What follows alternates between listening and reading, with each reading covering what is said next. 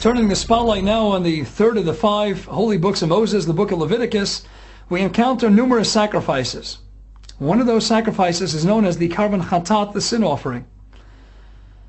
Now, Maimonides, along with numerous other commentators, they're busy trying to give us numerous reasons why the Supreme Being, why the Creator, why God would want us to bring physical, mundane, seemingly mundane at least, sacrifices and give them on the altar as gifts to God. One of the ideas that Maimonides writes in his Guide to the Perplexed is that one of God's many intentions is that through the offering and the sacrifices and what they're all about and all the numerous ideas characteristic of the various sacrifices that we would offer in the tabernacle and in the subsequent holy temples was the idea that God says is to exclude idolatrous ideas and themes from your midst.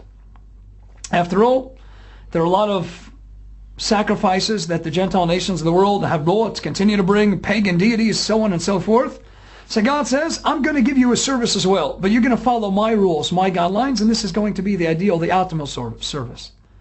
When it comes to the sin offering, we find that God says that when you perpetrate a wrongdoing, when you do a sin, an iniquity, and you rebel, so to speak, in some way against God, I'm going to tell you that you can expiate, you can atone fully for that sin. When it was done inadvertently, you didn't do it with clear-cut intentions. It was more by accident. You weren't paying attention. You didn't realize what you were doing. You didn't realize the severity of what you were doing. So you can bring an offering in the tabernacle and the subsequent holy temples, and that will expiate. That will give you a clean slate.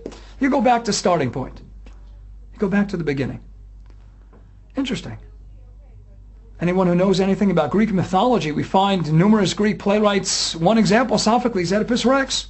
In this story, Oedipus kills his father at the crossroads, ends up having a relationship with his mother, not knowing, of course, it was his father that he killed, not knowing it was his mother that he was with. And he puts himself into a harsh and bitter exile, pokes out his eyes, because the upshot is all that matters. There's no distinction drawn between whether something was perpetrated with full intent or whether it was done inadvertently. It doesn't make a difference in their belief system. But in contradistinction to the belief system of so many of the pagan deities and Greek mythology in particular, is the idea that God says, I draw clear distinctions between the intent that went into the wrongdoing. And I'm going to allow you to offer a korban, to offer a sacrifice to me, known as the sin offering, that will draw this clear distinction. And will let you know that in contradistinction to other belief systems, I understand if you didn't do this with the same intent. I understand if you didn't fully comprehend the severity of such a sin, of such a wrongdoing. I am going to allow you the ability to fully atone and expiate for such a sin. That's one of the ideas behind the Korbanot, behind the sin offering.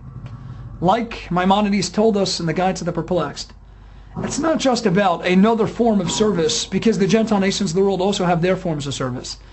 It's about excluding from our midst Gentile belief systems, ideologies, theologies that run contrary to the belief system that Judaism is all about.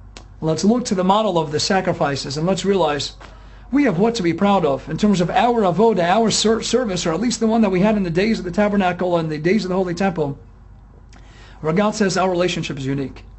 Our service is going to be a different one. And let's hopefully, with the arrival of the Messiah speedily in our days, let's return to that glorious service.